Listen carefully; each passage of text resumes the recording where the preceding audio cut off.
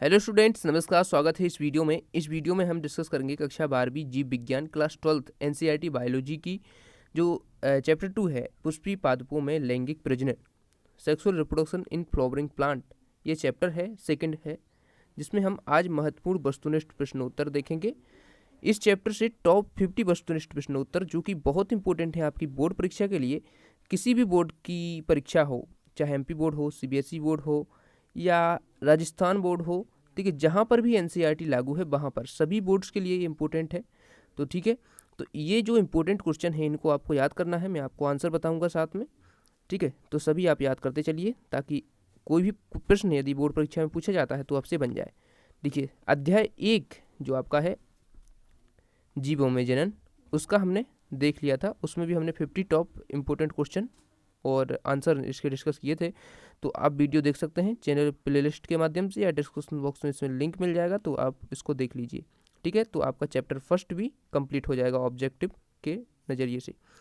तो चलिए अब हम देखते हैं कि इसमें आपको बता दूं कि इसमें सही विकल्प हैं जो 20 हैं, 10 सही जोड़ियां हैं, 10 एक शब्द या वाक्य में होता है, 10 खाली स्थान। इस प्रकार मिलाकर 50 ऑब्जेक्टिव क्वेश्चन है। ठीक है, तो सभी हम देखते हैं और डिस्कस करते हैं। यदि इसका चैप्टर फर्स्ट का नहीं देखा तो वो जरूर आप देखना। चलिए अब देखते हैं, हम शुरू करते हैं। फर्स्ट क्वेश्चन है, लघु बीजाणुधानी की सबसे आंतरिक परत है। तो लघु बीजाणुधानी की सबसे आंतरिक परत होती है टेपिटम। ठीक है, आंसर आपको पता है तो कमेंट के माध्यम से भी आप बता सकते हैं। ठीक है, तो टेपिटम जो है लघु बीजाणुधानी की सबसे आंतरिक परत होती है। ठीक है, आप देख सकते हैं एपिडर्मिस, एंडोथीसियम, मध्य परत और टेपिटम, ये चारों परतें होती हैं जिनमें एपिडर्मिस बाहरी है, एंडोथीसियम और मध्य परत और टेपिटम, इस प्रकार से इनका क्रम होता है, ये आपको याद रखना है। ठीक है, तो ये परतें होती हैं लघु बीजाणुधानी की। ठीक है, इसको आपको याद रखना है। तो सेकंड क्वेश्चन देखते हैं, लघु बीजाणुधानी आगे विकसित होकर बनाती है। तो क्या बनाती है? तो ये आपको याद रखना है कि माइक्रोस्पोरेंजियम जो होती है वो आगे विकसित होकर पोलन सैक का निर्माण करती है। ठीक है, जिसे हिंदी में परागपुटी बोलते हैं। तो ये आपको याद रखना है। सेकंड क्वेश्चन का आंसर ऑप्शन बी हो जाएगा। क्वेश्चन नंबर थर्ड है, विकासशील परागकणों को पोषण कौन देता है? विकासशील परागकणों का मतलब है डेवलपिंग पोलन ग्रेन, जो डेवलप हो रहे हैं उनको पोषण कौन देता है? तो टेपिटम। टेपिटम डेवलपिंग जो पोलन ग्रेन है यानी कि विकासशील परागकण है उनको पोषण देने का कार्य करती है, जो सबसे आंतरिक परत होती है लघु बीजाणुधानी की। ठीक है, तो ये बी ऑप्शन सही हो जाएगा। क्वेश्चन नंबर फोर्थ है, घनी सुसंबद्ध सजातीय कोशिकाओं का समूह जिसे खालिस्तान कहा जाता है। तो देखिए, घने सुसंबद्ध सजातीय कोशिकाओं का समूह है वो कहलाता है बीजाणुजन ऊतक, माइक्रोस्पोरोजिनस टिश्यू।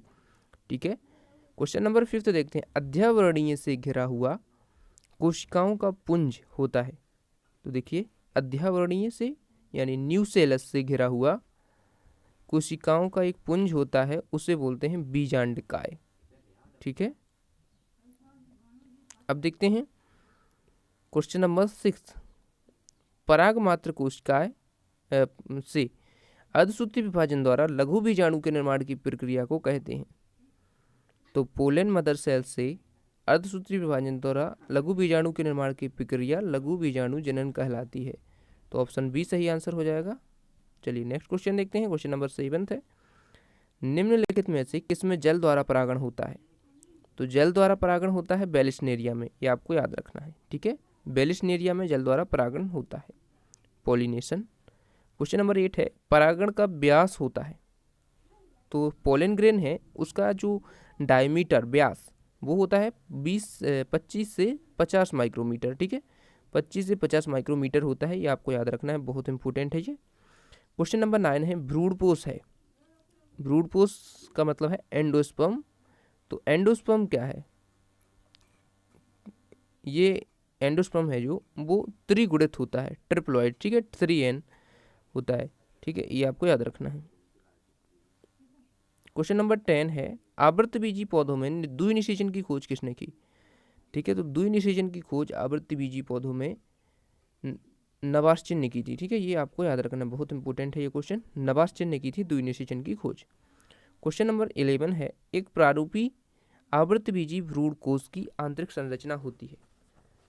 तो एक प्रारूपी आवृतबीजी जो एंडोस्पर्म होता है उसमें 7 सेल्ड और 8 न्यूक्लिएट कंडीशन होती है, 7 कोशिकाएं उसमें उपस्थित होती हैं और 8 न्यूक्लियस होते हैं यानी कि केंद्र। तो ये आपको रखना है याद।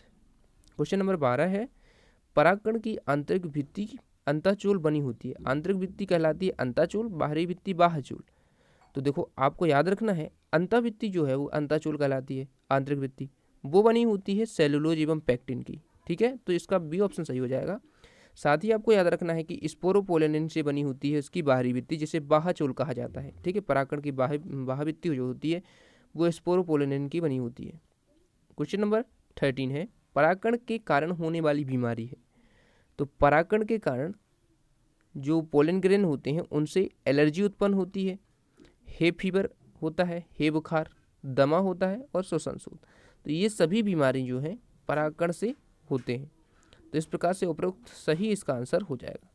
क्वेश्चन नंबर 14 है, आवासीय फल के उदाहरण है। आवासीय फल वे फल होते हैं जो अंडाशय से ना विकसित होकर किसी और जगह से विकसित होते हैं। ठीक है, तो सेब है, स्ट्रॉबेरी है, अखरोट है, ये सभी हैं आवासीय फल। ठीक है, क्वेश्चन नंबर 15 है, घास परिवार के पौधों में बीजपत्र को कहते हैं। तो घास फैमिली यानी कि जो ग्रास फैमिली के पौधे होते हैं उनमें जो बीजपत्र होता है उससे बोलते हैं स्कैटुलम। ठीक है, ये आपको याद रखना है। तो इसका ऑप्शन डी सही हो जाएगा। क्वेश्चन नंबर 16 है, जानवरों के वीर्य या शुक्राणुओं का भंडार द्रव नाइट्रोजन में कितने तापमान पर किया जाता है। तो जानवरों के शुक्राणु का भंडारण जो लिक्विड नाइट्रोजन होती है उसके 196 डिग्री सेल्सियस तापमान पर उसमें किया जाता है भंडारण। ठीक है, तो ये आपको याद रखना है। क्वेश्चन नंबर 17 है, कीटों एवं वायु द्वारा परागण होता है। तो कीटों एवं वायु द्वारा परागण किस में होता है, तो ये होता है कुमुदनी में, वाटर लिली में। ठीक है, बहुत ही इंपॉर्टेंट है, ये याद रखना आप। क्वेश्चन नंबर 18 है, भ्रूणपूष में प्रवेश के समय पराग नलिका में होते हैं। तो भ्रूणपूष में जब पराग नलिका प्रवेश करती है भ्रूणपूष में, तब उसमें कितने नर युग्मक होते हैं ये आपको बताना है। तो उसमें होते हैं 2 नर युग्मक। ठीक है, तो ये आपको याद रखना है। क्वेश्चन नंबर 19 है, पक्षियों द्वारा होने वाला परागण कहलाता है। तो जो पक्षियों द्वारा परागण होता है उसे बोलते हैं ऑर्निथोफिली। ठीक है, ऑर्निथोफिली बोलते हैं पक्षी परागण। क्वेश्चन नंबर 20 है, और इसमें आप देख सकते हैं परागकण के अध्ययन को कहते हैं। तो परागकण का जो अध्ययन होता है उससे हम बोलते हैं पोमोलॉजी। तो ऑप्शन नंबर बी सही आंसर है, pomology is called the study of pollen grain. चलो अगला देखते हैं, रिक्त स्थानों की पूर्ति। रिक्त स्थान है, इसमें बहुत ही इंपॉर्टेंट रिक्त स्थान डाले गए हैं, तो सभी आप इंपॉर्टेंट ही हैं, सबको अच्छे से याद करना। तो देखिए पहला है इसमें नर युग्मकोद्भिद की प्रथम कोशिका है। तो नर युग्मकोद्भिद की प्रथम कोशिका है लघु बीजाणु। बहुत ही इंपॉर्टेंट है ये क्वेश्चन, लघु बीजाणु नर युग्मकोद्भिद की प्रथम कोशिका है। दूसरा क्वेश्चन है, बीज रहित फल बनने की क्रिया को कहते हैं। तो अनिषेक फलन कहते हैं। बीज रहित फल बनना कहलाता है अनिषेक फलन। ठीक है, जैसा कि केला है उसमें बीज नहीं होता है। उसके बाद घास कुल के पौधों में बिना निषेचन के ही बीज का निर्माण होता है। जब बिना निषेचन के बीज का निर्माण हो, देखिए बीज बन गया और निषेचन हुआ नहीं, तो उसे बोलते हैं असंगजनन, और बिना बीज के फल बन जाए उसे बोलते हैं अनिषेक फलन। तो इनको आपको अलग अलग याद रखना है, ये आपको भूलना नहीं है, इसलिए दोनों एक साथ मैंने दिए हैं इसमें। क्वेश्चन नंबर 4 है, नर युग्मकोद्भिद की प्रथम कोशिका है। तो नर युग्मकोद्भिद की प्रथम कोशिका है लघु बीजाणु, ये शायद रिपीट हो गया है। ठीक है, क्वेश्चन नंबर 5 है, परागकण की बाह्यभित्ति को बाह्यचूल कहते हैं, जैसा हम पहले डिस्कस कर चुके हैं, और ये किसकी बनी होती है, स्पोरोपोलेनिन की। क्वेश्चन नंबर 6 है, भ्रूणपूष नर युग्मक तथा खालिस्तान के संयुग्मन से बनता है या संलयन से बनता है। तो जो एंडोस्पर्म है वो नर युग्मक और ध्रुव न्यूक्लियाई होते हैं उनके संयोजन से बनता है। क्वेश्चन नंबर 7 है, पराग स्त्री केसर संकर्षण एक गतिक विक्रम है। ठीक है, पोलन पिस्टल इंटरेक्शन जो है वो एक गतिक विक्रम है। ठीक है, ये आपको याद रखना है। क्वेश्चन नंबर 8 है, त्रिसंलयन के पश्चात केंद्रीय कोशिका क्या बन जाती है। तो जो केंद्रीय कोशिका है त्रिसंलयन के आफ्टर द त्रिसंलयन यानी कि ट्रिपल फ्यूजन के बाद प्राथमिक भ्रूणपोष कोशिका प्राइमरी एंडोस्पर्म सेल बन जाती है, ये आपको याद रखना है। क्वेश्चन नंबर 9 है अपरा से उत्पन्न होने वाली दीर्घ बीजाणुधानी सामान्यता क्या कहलाती है? तो बीजांड कहलाती है। ठीक है, एनसीईआरटी के ही क्वेश्चन है ये, उनकी बीच से जो लाइन्स हैं उनमें से बनाए हैं, बहुत ही इंपॉर्टेंट क्वेश्चन है ये। ठीक है, क्वेश्चन नंबर 10 है पौधों में खालिस्तान से फल का विकास होता है, तो अंडाशय से फल का विकास होता है और बीजांड से किसका विकास होता है? बीज से। ये आपको याद रखना है, दोनों ही इंपॉर्टेंट है। चलिए अब हम देखते हैं एक शब्द या वाक्य में उत्तर जो भी इस चैप्टर से बन सकते हैं। इंपॉर्टेंट क्वेश्चन, बहुत इंपॉर्टेंट है ये। तो चलिए एक शब्द या वाक्य में उत्तर देखते हैं। फर्स्ट क्वेश्चन है फल भित्ति किससे विकसित होती है? तो जो फल भित्ति होती है पेरिकार्प, वो अंडाशय भित्ति से विकसित होती है। दूसरा क्वेश्चन है एक बीज में एक से अधिक भ्रूण बनने की क्रिया कहलाती है बहुभ्रूणता। ठीक है, सिट्रस फैमिली में ये पाई जाती है, यानी कि जो संतरे होते हैं, नींबू, संतरे नींबू वाली जो फैमिली होती है सिट्रस, उसमें पाया जाता है बहुभ्रूणता। क्वेश्चन नंबर 3 है युक्का पुष्प में परागण किसके द्वारा होता है? तो युक्का जो पुष्प है, युक्का में परागण मूथ के द्वारा होता है। ठीक है, सलभ हिंदी में बोलते हैं उसको। क्वेश्चन नंबर 4 है विश्व का सबसे बड़ा पुष्प कौन सा है? तो रेफलिसिया विश्व का सबसे बड़ा पुष्प है।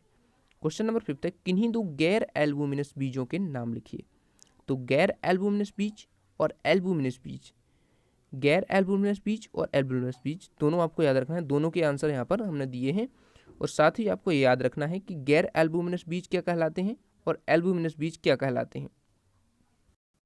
ऐसे बीज जिनमें भ्रूणपोष पूरा यानी कि पूरा भ्रूणपोष के विकास के दौरान पूरा यूज हो जाता है, जिसमें उसमें भ्रूणपोष बचता नहीं है, उसे बोलते हैं गैर एल्बुमिनस। ठीक है, और जिनमें भ्रूणकोष कम बचता है, ठीक है, तो उन्हें बोलते हैं एल्बुमिनस बीज।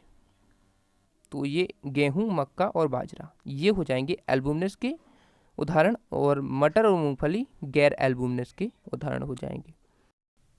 क्वेश्चन नंबर 7 हम देखते हैं। क्वेश्चन नंबर 7 है टेपिटम की कोशिकाओं में केंद्रक होता है। तो टेपिटम की जो कोशिकाएं होती हैं वो द्विकेंद्रीय होती हैं, यानी कि टेपिटम की सेल में 2 केंद्रक होते हैं। तो आपको याद रखना है कि टेपिटम की सेल्स होती हैं वो द्विकेंद्रीय होती हैं। क्वेश्चन नंबर 8 है पुष्प के आवश्यक अंगों के नाम लिखिए।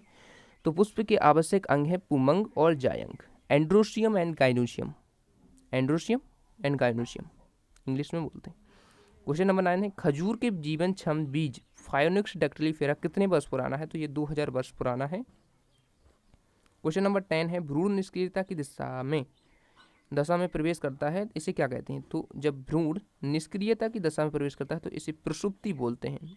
ठीक है, ये इंपॉर्टेंट क्वेश्चन हो चुके हैं। ठीक है, अब हम सही जोड़ियाँ इस चैप्टर के देखते हैं।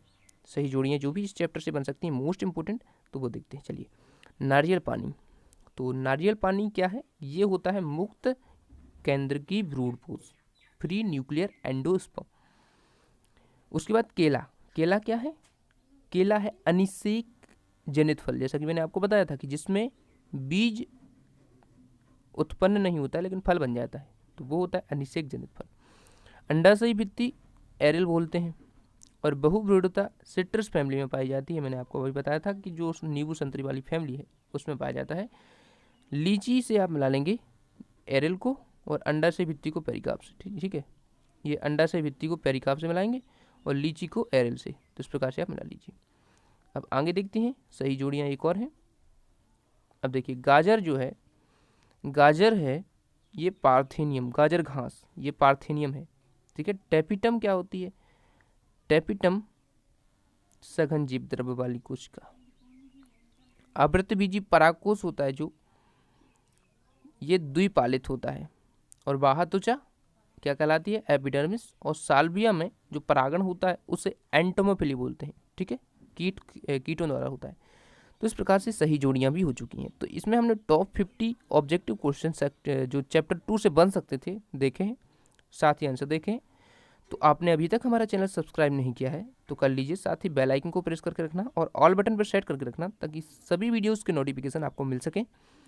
और इम्पोर्टेंट क्वेश्चन इसी प्रकार हम आपको सभी चैप्टर्स के प्रोवाइड कराएंगे, तो चैनल को सब्सक्राइब करना मत भूलिए ताकि सभी वीडियोज़ आपको मिल सकें। थैंक्स फॉर वॉचिंग, और दोस्तों के साथ इस वीडियो को शेयर ज़रूर करना।